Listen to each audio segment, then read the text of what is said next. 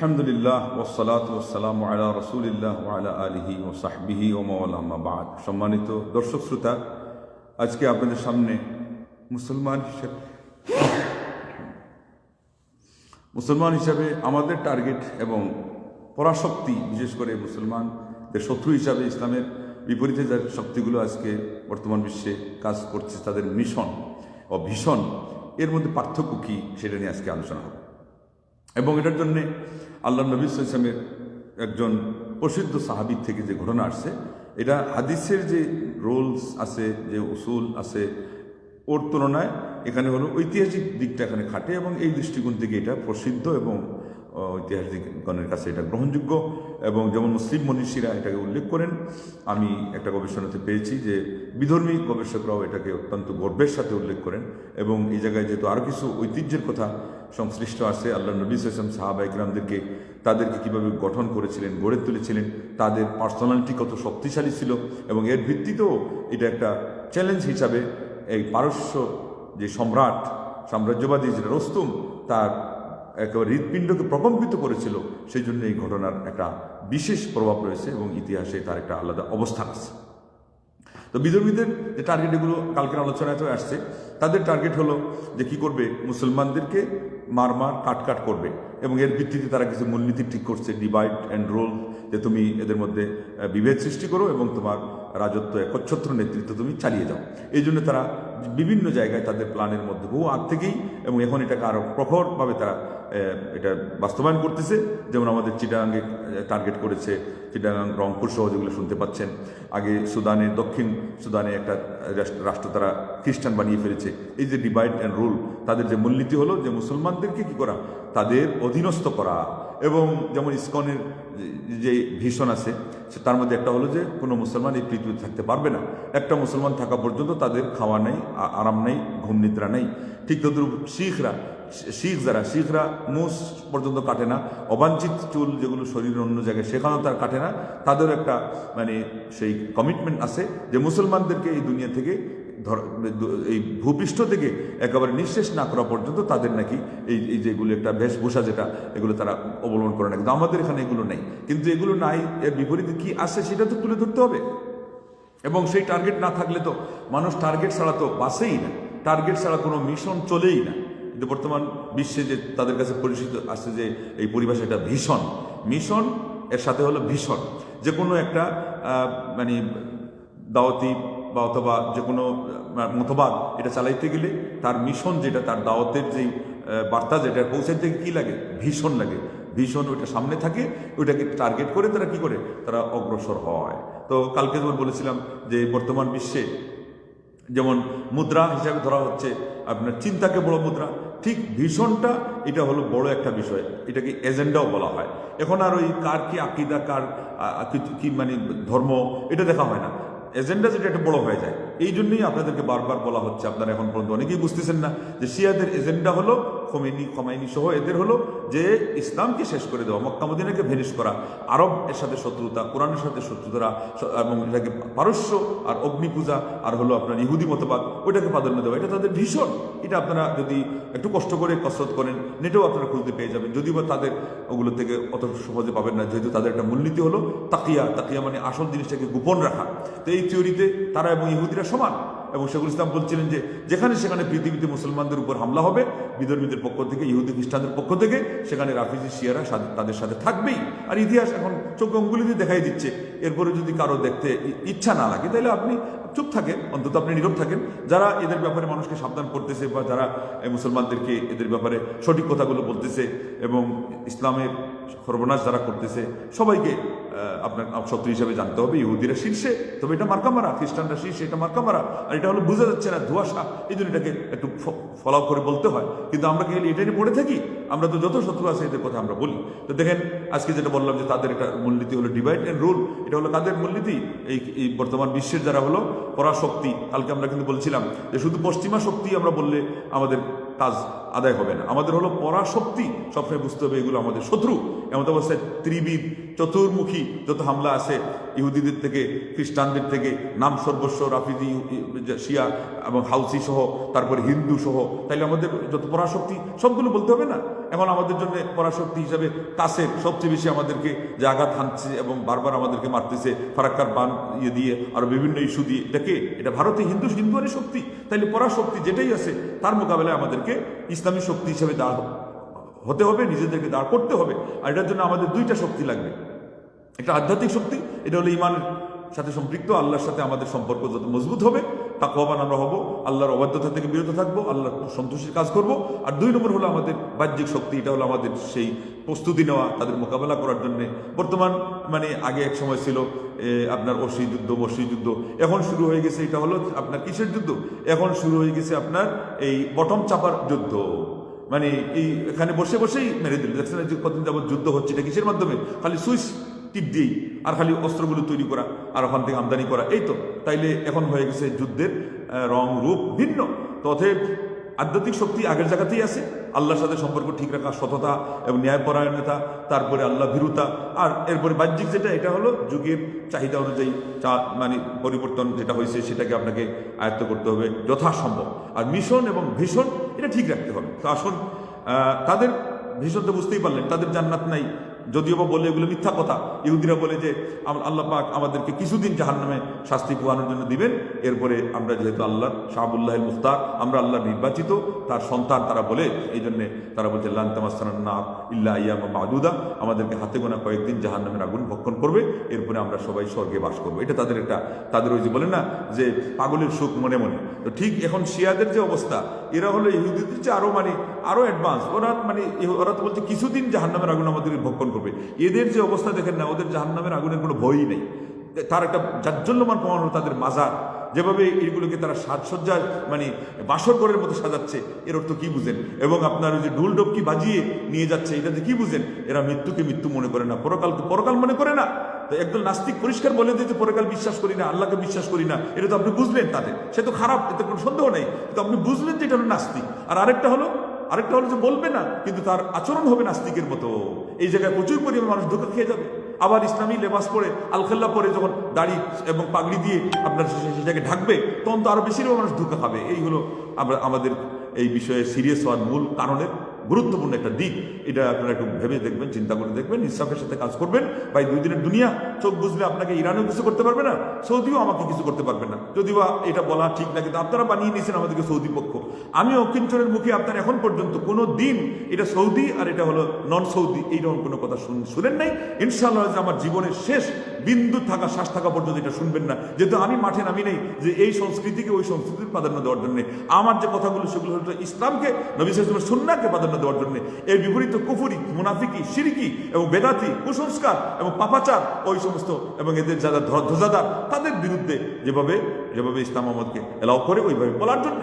আল্লাহু আকবার। আল্লাহ যেন এই পথে আমাকে অবিচল রাখেন এবং আমার এই যুদ্ধ জিহাদকে আল্লাহ কবুল করেন। এর মধ্যে কোনো ভুল থাকলে আমাকে এর থেকে আল্লাহ শুধরানোর তৌফিক দান করেন। আপনারা কোনো ভুল দেখলে আমাকে অবশ্যই বলে দিবেন। আর গালমন্দ যেটা করতেছেন, এটার প্রতিবাদ আমার করার দরকার নেই, এটা হাদিসে আসছে, ফিরিস্তাই উত্তর দিয়ে দেন। তবে আপনি একটু চিন্তা করেন, কাল কিয়ামতের দিন আপনি হিসাব নিকাশের একটা ব্যাপার, আপনি হিসাব নিকাশের জন্য দাঁড়ানোর জন্য আপনার কতটুকু সারপত্র আছে, নাকি না আবেগের বেলাভূমিতে আপনি এখন পর্যন্ত আপনার ওই নৃত্যের ইয়েতে আপনি নিজেকে গা ভাসায় চলছেন। এটা হলো আপনাকে ভাবার বিষয় হিসেবে আমি আপনার কানে রাখলাম।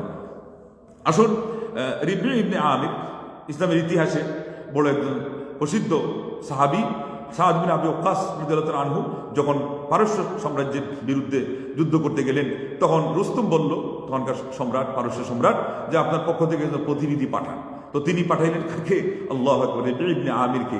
বেশভূষায় আকারে অনেক ছোট, খাটো মানুষ এবং চেহারা, সুরত, আকৃতি, এগুলো আল্লাহর দেওয়া, কিছু বলা ঠিক না, কিন্তু এমন যে দেখলে যে কেউ ওনাকে নিয়ে কি করবে, যারা মনের ভিতরে যাদের জটিলতা আছে তুচ্ছ তাচ্ছিল্য করবে। তার মধ্যে আবার উনি জামা কাপড় ছেঁড়া পাড়া এগুলো নিয়েছেন এবং ময়লা টয়লা এগুলো নিয়েছেন। আর উনি এগুলো ইচ্ছা করেই নিয়েছেন, আল্লাহু আকবার। পরে বুঝে যাবে তার আসল কারণটা কি। ওরা করছে কি, ওরা বলছে ওনাকে মানসিকভাবে, মানসিক টর্চারিং বলে না, মানসিকভাবে নার্ভাস করার জন্য একেবারে আপনার কার্পেট বিছিয়েছে, মখমলের কার্পেট, তারপরে রেশমের কার্পেট, তারপরে গালিচা, তারপরে যত উন্নত জিনিস আছে সেখানে আপনার ফানুস লটকিয়েছে, তারপরে ফুলের যত টব আছে এগুলো বসিয়েছে। ওই সময়কার যা ছিল সব ওদের মনে যে এগুলো দেখলে তো ইনি হতভম্ব হয়ে যাবে। তিনি এগুলো মানে এর বিপরীতে আরো বেশি উল্টো তার যে ব্যক্তিত্ব ছিল এইটাকে তিনি খাটাইতে গিয়ে তার ঘোড়াকে নিয়ে যেখান পর্যন্ত তাদের কার্পেট শেষ, কার্পেটের শুরু, সেখানে থামিয়ে দেওয়ার কথা না, উনি কার্পেট দলিয়ে একেবারে মারিয়ে গেছেন এবং ঘোড়ার পা দিয়ে যা হয়েছে ওনার লাঠি দিয়ে আরো বেশি খোঁচা এবং গোতা দিয়ে এগুলো ছিঁড়ে ফেড়ে মানে একেবারে তছনছ করে তারপরে ওখানে চলে গেছে। বাচ্চার কাছে যাওয়ার পরে আবার তারা বলতেছে যে আপনার করেন, এই আপনার অস্ত্র এগুলো রাখেন, হাতে যে লাঠি আছে। তো উনি বলছে যে আমি কি আসছি না আমাকে ডাকছেন? বলে আপনাকে ডাকা হয়েছে। বলে আমাকে যখন ডাকা হয়েছে তাহলে পরে আমাকে আমার অবস্থায় রেখে দেন, আমি এখান থেকে ফিরত যাওয়া পর্যন্ত আমার অবস্থায় থাকতে দেন। তারপরে রুস্তম বাধ্য হয়ে বলল, তার যারা প্রহরী ছিল চেলা চামানটা বললো যে আসতে দাও। তারপরে তিনি সেখানে গিয়ে পৌঁছলেন এবং তার যে বর্ষা বল্লম এটা দিয়ে তিনি ওই গোতা দিয়ে সেখানে হলেন, অগ্রসর হলেন। এই জায়গাতে বেশিরভাগ তাদের এই কার্পেট যেগুলো আছে এগুলো মখমল সহ রেশমের এগুলো ছিঁড়ে ফিরে নেস্তানাবুদ করে দিলেন। আচ্ছা, রুস্তম তাকে জিজ্ঞাসা করলো, এই যে আমাদের ভীষণ আসতেছে, মুসলমানদের ভীষণ কি? রুস্তম জিজ্ঞাসা করলো, মাল্লাযী জাআ বিকুম, তোমাদেরকে এখানে কোন মিশন নিয়ে এসেছে? আমরা এখন বলতে পারি এটাকে, যেহেতু আমরা শিরোনাম দিয়েছি মিশন এবং ভীষণ, কোন ভীষণ নিয়ে এসেছে? তা তিনি বললেন যে ইন্নাল্লাহ বা'আসানা লিনুখরিজা মান শাআ মিন ইবাদাতিল ইবাদ ইলা ইবাদাতি রাব্বিল ইবাদ। আল্লাহ রাব্বুল আলামিন আমাদেরকে এই মিশন দিয়ে পাঠিয়েছেন। ইবদাস শব্দের অর্থই হলো মিশন নিয়ে চলা, মিশন এটা দিয়ে পাঠিয়েছেন। আর ওর মধ্যেই তার ভীষণটা ব্যক্ত হয়ে যাচ্ছে যে মানুষকে মানুষের ইবাদত থেকে, আর মানুষের যিনি স্রষ্টা ইলা ইবাদাতি রাব্বিল ইবাদ, সেই স্রষ্টার ইবাদতের দিকে বের করে নিয়ে আসার জন্য। ওমিন দিকিদ দুনিয়া ইলা সাআতিহা, দুনিয়ার সংকীর্ণতা থেকে তার প্রশস্ততার দিকে বের করে নিয়ে আসার জন্য। ওমিন জাওরিল আদিয়ান ইলা আদলিল ইসলাম, অন্যান্য ধর্মের জুলুম থেকে ইসলামের ইনসাফ আদলের দিকে তাদেরকে বের করে নিয়ে আসার জন্য। শুধু এই কথা আমরা প্রসিদ্ধ হিসাবে জানি। তারপরে জিনা লিনুখরিজা শব্দ, এখানে ইবদাসানা আমি আগেই অনুবাদ করেছি মিশন, এই শব্দ কিন্তু ইতিহাস যে বর্ণে সাব্যস্ত হয়েছে এই শব্দে সাব্যস্ত হয়েছে। এরপর আরো কিছু আছে, ফাআরসালনা বিদীনি ইলা খালকিহি, আল্লাহ পাক তার দিন দিয়ে আমাদেরকে তার সৃষ্টিকুলের প্রতি পাঠিয়েছেন। কিসের জন্য? লিনাদউহুম ইলাইহি, তাদেরকে আমরা আল্লাহর দিকে যেন আহ্বান করি। ফামান কাবিলা যালিকা কাবিলনা মিনহু ওয়া রাজা'না আনহু, যে ব্যক্তি আমাদের এই দাওয়াত গ্রহণ করবে আমরা তারটা কি করব? মেনে নিব, তার গ্রহণ করাটাকে আমরা এক্সপেক্ট করব এবং আমরা চলে যাব, তার উপর আমরা আক্রমণ করব না, আমরা তার ব্যাপারে কোনো ধরনের অন্য অ্যাকশন নিতে যাব না। ওমান আবা, কিন্তু যে এই দাওয়াত, এই মিশন, এই ভীষণ গ্রহণ করতে অস্বীকৃতি জানাবে, কাতালনাহু, তার সাথে আমরা যুদ্ধ লড়বো। আল্লাহু আকবার। আবাদা, এবং এইটা থাকবে আমাদের ঘোষণা, চিরস্থায়ী ঘোষণা কিয়ামত পর্যন্ত। হাত্তা নুফদি ইলা মাউঈদিল্লাহ, শেষ পর্যন্ত আমরা আল্লাহর সাথে আমাদের যে ওয়াদা, কমিটমেন্ট, সেটা আমরা পুরা করব। তো সে জিজ্ঞাসা করলো, আল্লাহর সাথে তোমাদের কমিটমেন্ট কি? তখন তিনি বললেন যে এটা হলো আল জান্নাহ লিমান মাতা আলা কিতাল, যুদ্ধ করে যদি কেউ মারা যায়, শহীদ হয়ে যাবে, তাহলে তার জান্নাত ঠিকানা।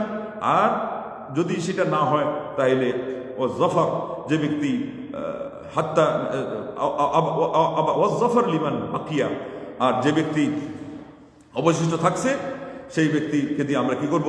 আমরা সফল হব। তার মানে যুদ্ধ করে শেষ পর্যন্ত আমরা এই গনিমতের মাল নিব।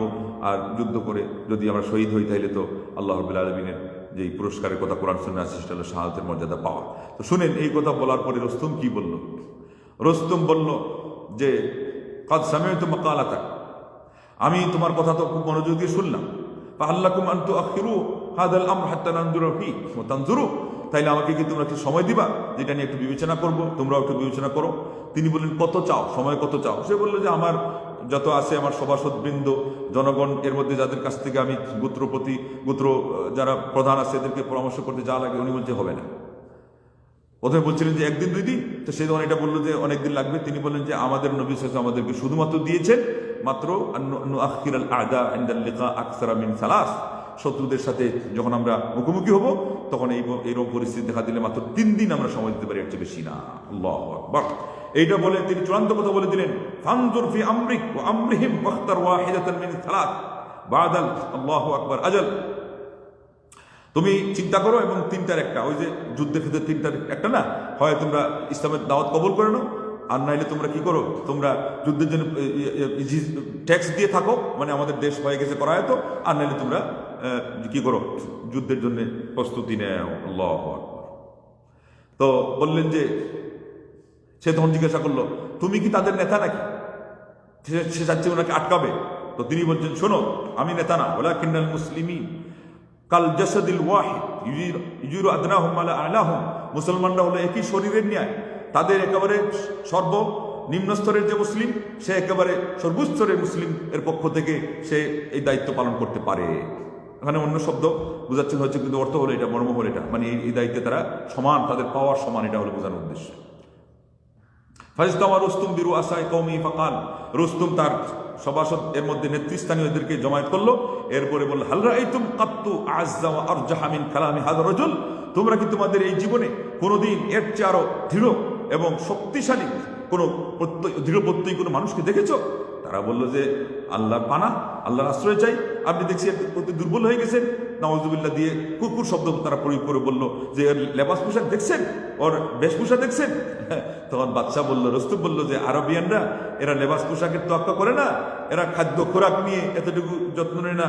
তারা যত্ন নেয় তাদের বংশ মর্যাদাকে সংগ্রহ করার জন্য। যেহেতু সে ধর্ম সম্পর্কে জানে না, সে এটাই বলেছে যে বংশ মর্যাদা তাদের এটা রক্ষা করার জন্য তারা বেশি চেষ্টা করে। আল্লাহ, এবং বলছে যে উনজুরু ইলা রাই ওয়াল কালামি ওয়াস সির। তার অভিমত, তার সেই সিদ্ধান্ত এবং তার উপস্থাপনা, কথার যে বাগ্মিতা এবং তার যে চরিত্র আচরণ, এগুলো দেখো। আল্লাহু আকবার। তো মোট কথা, এই কথা বলার পরেই তো মানসিকভাবে সরকার সহ তাদের জনগণ কি হয়ে গেল? তারা ভেঙে পড়লো, তারা দুর্বল হয়ে গেল। মোট কথা, এরপরে আল্লাহ রব্বুল আলামিন, আপনারা জানেন পরবর্তী ইতিহাসে কি হয়েছে, মুসলমানদের করায়ত হয়েছে সেই পারস্য। আল্লাহু আকবার। এইভাবে করে রোমান আমাদের কাছে পরাজিত হয়েছে, পারস্যরা পরাজিত হয়েছে,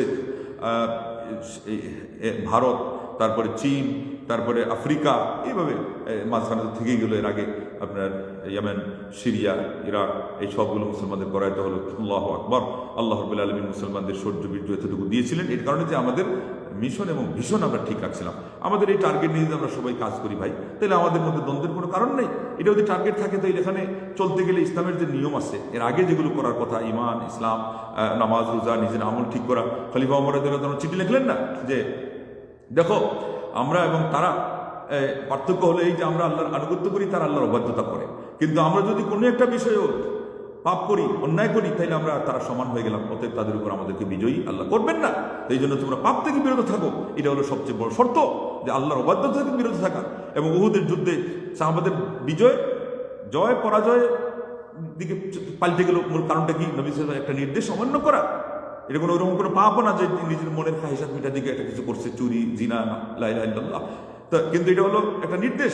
তাও তারা চিন্তা করতে গিয়ে তারা মনে করছে এটাই সঠিক। এখন তো যুদ্ধ শেষ হয়ে গেছে, আল্লাহ নবী সাল্লাল্লাহু আলাইহি ওয়াসাল্লাম ছিল যুদ্ধ চলাকালীন অবস্থায়, কিন্তু এটাও তাদের ভুল হয়ে গেছিল।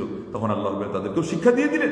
তো অতএব আলিমগণ বলেছেন যে নবী সাল্লাল্লাহু আলাইহি ওয়াসাল্লামের একটা নির্দেশের খেলাপ করার কারণে জয়ের পাল্লা যদি এত বড় একটা যুদ্ধের থেকে পরাজয়ের দিকে চলে যায়, তাহলে আজকে আমরা মুসলমানদের মায়ের খাচ্ছি। এটার মূল কারণ বুঝতে যেন আর দেরি না হয়, যেটা হলো আল্লাহর অবাধ্যতা। আল্লাহ পাক আমাদেরকে বুঝার তৌফিক দান করুন।